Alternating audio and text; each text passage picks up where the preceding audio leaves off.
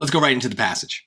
According to historian Vicky L. Ruiz, Mexican-American women made crucial contributions to the labor movement during World War II. At the time, food processing companies entered into contracts to supply United States Armed Forces with canned goods. Increased production quotas conferred greater bargaining power on the company's employees, many of whom were Mexican-American women. Employees insisted on more favorable benefits, and employers who were anxious to fulfill the contracts complied. Thus, labor activism became a platform for Mexican-American women to assert their agency. So I don't really have much of a dumb summary here. I would just say just in general, like, they're saying this was a good thing, right? There are some hard words in here, but let's let the choices tell us what to care about, and we'll worry about that. So A, it elaborates on a claim about labor relations in a particular industry that made earlier in the text. Okay, so first of all, particular industry really stands out to me, right? Because I need to be able to name that particular industry. But I think I can, right? These are food processing companies. So I guess, yeah, that's a particular industry. Food processing seems okay.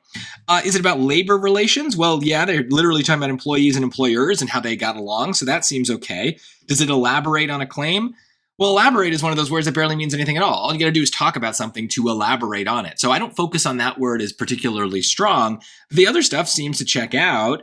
I guess, yeah, this is one of those cases where, at least right now, I haven't found anything that bothers me. This checks out. This checks out. There is an earlier in the text that I'm pointing to, so that checks out. So, okay, let's leave it and let's see if we find anything better. B, it offers an example of a trend in the World War II era economy discussed earlier in the text. So right away, especially because I've already looked at A, and I understand labor relations is maybe like the topic of this thing, I'm already having some like main character issues here. Like the main character seems to be this particular industry, or maybe these women who are advocating for their worker rights, whatever.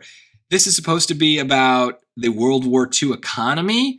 That seems wrong. And maybe this is also a good example of the big small confusion. I talk about that in my video on the trap answers, and it doesn't come up very often, but this might be it, where we're given an example, a very specific example, and we don't want to extrapolate that example to some big claim about everything, right? This is about these women, these Mexican women in this particular industry, and we're not allowed to make big claims about the entire World War II economy.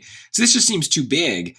Also, I don't know what the trend is, right? So there's lots of things I don't love about this. The trend is that many different types of employees advocated for their rights, maybe, but it doesn't seem that this is talking about the trend. This is maybe this one specific example of a trend, and that's not, so we got to stick to the underlined portion.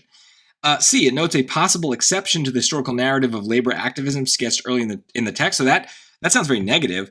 That doesn't really match with my positive sense, right? If it's an exception, seems like maybe that's not good, or maybe that the labor relations aren't good, but it doesn't really talk about the bigger trend. It just says that they're only ever talking about this example. So what is the historical narrative of labor?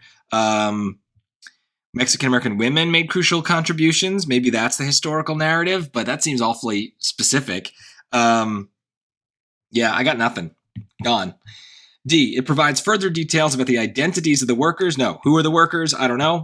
They're Mexican-American women. That's all I got. So I don't know to get any names or anything like that. So yeah, A, I wasn't sure that it was going to be right at the start, but, I didn't have any reason to get rid of it. And it wasn't my kind of favorite thing. It doesn't get too specific. But again, that's how these work. We got to be aware. But I do notice these strong words in choice A that I was very easily able to go back to the passage and check, right? So notice I turned those into questions. What was the particular industry? Did they talk about labor relations, right? Those are good things to have a reason to go back and read with purpose. This passage a little bit more difficult than others that we see with this underline question style, but it doesn't matter if there are words you don't know, because you don't need to understand every single thing. The choices make you go back and read with purpose. Go look for specific ideas. That's much easier than trying to summarize everything going on if you don't know the words.